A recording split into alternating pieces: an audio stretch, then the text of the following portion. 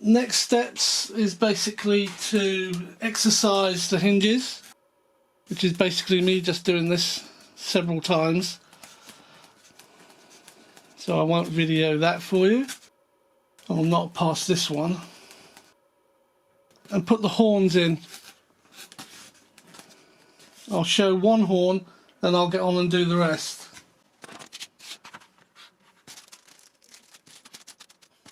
Now the packets are quite obvious. This packet has 2 horns but with 2 push rods. So that's for the ailerons.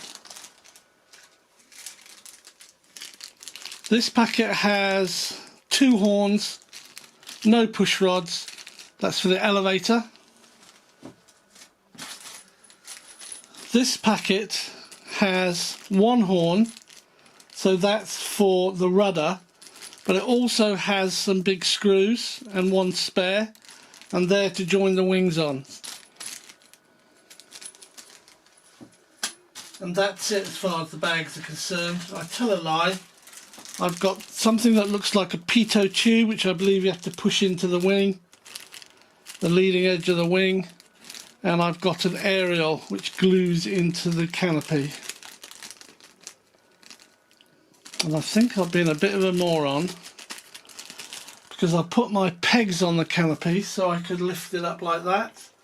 I think once this aerial is glued in, you can just use the aerial to lift the canopy off. Oh well. I'm just going to do this aileron.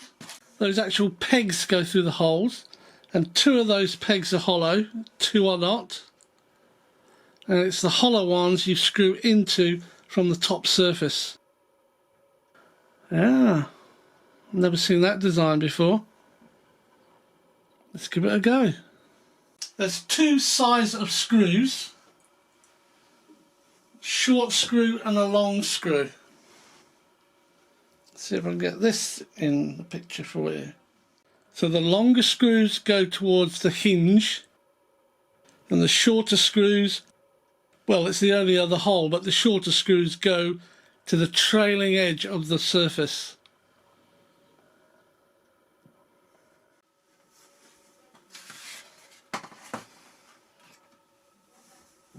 Of course, the horn also goes towards the hinge. And it just sits in like that. It sits so snugly. Let me turn it over. We use a plastic cap which goes over like so. But what we have to do, we have to remember which of these have got the hollow bit in. So it's top right, bottom left. Top right takes the bigger screw, or the longer screw I should say. It's not bigger, it's just longer. And the bottom left takes the shorter screw. I must announce that these are, or so far have been, the easiest, and I really mean that, they are the easiest horns to install. Absolutely fantastic. Why aren't all horns made this way? They should be. That's done. That is brilliant.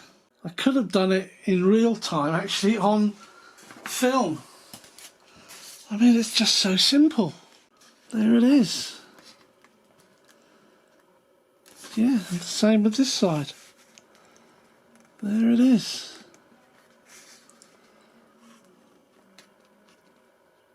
Yeah, impressed. Right, let me get on. I've got 3 more to put on. 12 seconds later. I've never used this system before. I think my lacquers sealed it, which I was afraid might happen. There we go. That goes there. It slides into here. There. Then you down. Then you look. Wow. Pretty cool, though. That's it. That's it. Did you get that? do the other wheel. So we have to take the clip off. There we go, that came off easier. So this part here cut out is only so you can get the wheel in like that. Then we can push it along where it needs to go. Then we push it forward, making sure you don't catch any of the clips until it sits in that. Not good. But that didn't go very well. So what they should have done is this plate here should have been the reverse of this plate, because this one hinges on the strut side down, which is fine. This one hinges from, I don't know what this is called, the wheel guard. It gets in the way, the wheel guard actually gets in the way of enabling you to drop this clip down. It is removable. There are 3 screws holding it in to the leg, so you can take it off, shut the leg down or the clip down, then screw it back on. But what's the point of that? It's supposed to be quick connect, but they're on. There we are. So they should make a right and left wing version of these plastic pieces. It'd make life so much easier. Now of course it's going to look a little bit silly right now because I've got the wheels on and they're out, and this looks as though it's got wheels closed under there. But I'm not bothered. That's for when I fly it without the wheels on. While we're here, let's put on the tank. I don't know if it's a drop tank or just a fuel tank. It would have been nice if I had a torpedo under there. There we are, tank's on. So as I'm doing these, I am also flexing the moving surface on the hinge. And I'm doing it for at least 100, 200 times, just so they come really loose and free. They've been quite clever yet again on this one, because the left stabiliser has a little notch in it, so it can only go one way, because there's a little lump here that engages with the notch, and it stops it going all the way through. So you can actually glue that in first, like that. It won't go any further, and it is perfect right. Then you take your other one and you just match them up, and the fit is perfect. Honestly, it's so good. I will of course be taking this paint away from here and here. There isn't any, so this is good. So this will all glue in. It's going to be really solid. Same as here, take the paint off there, and on the underside you can see that notch there now. I have off camera just taken the paint away. Here on the back, this light colour, it was nearly 2mm thick. Now what that means is, when I fit it in now, it's quite loose.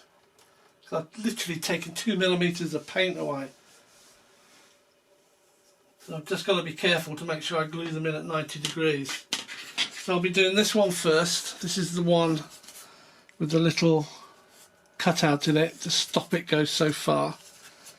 Got to make sure I don't get any glue where the servo is.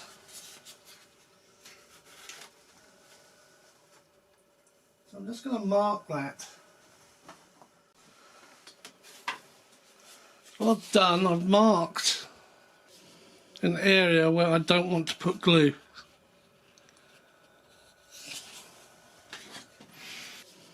Done it on both of them. Yeah.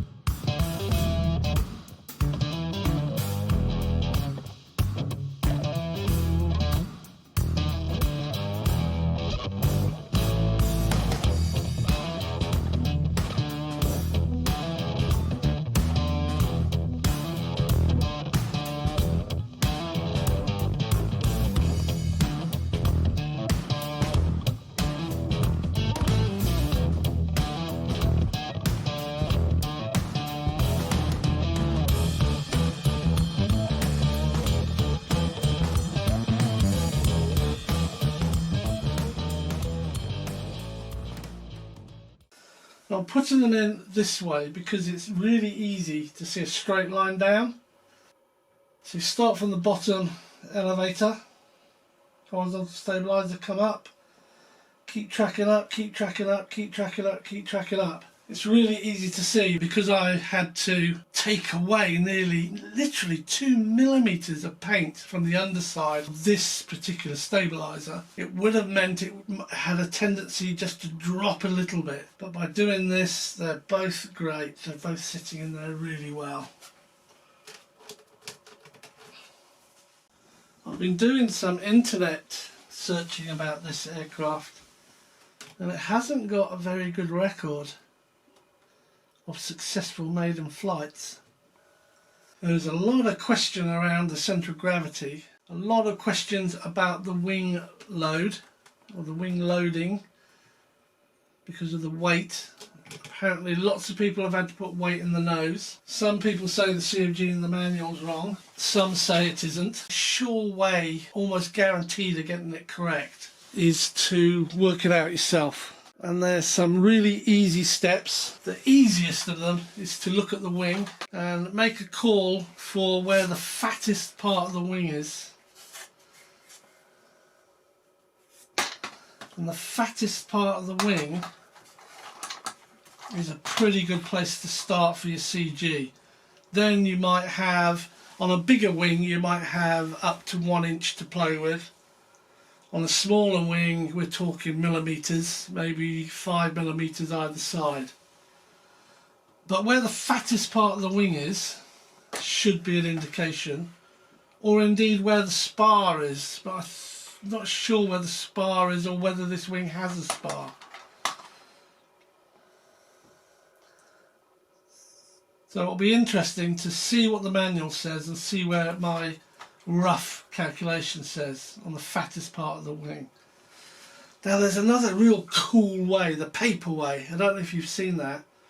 Well, you are about to see the paper way of working out where the centre of gravity is on a wing. So let's get 2 pieces of paper.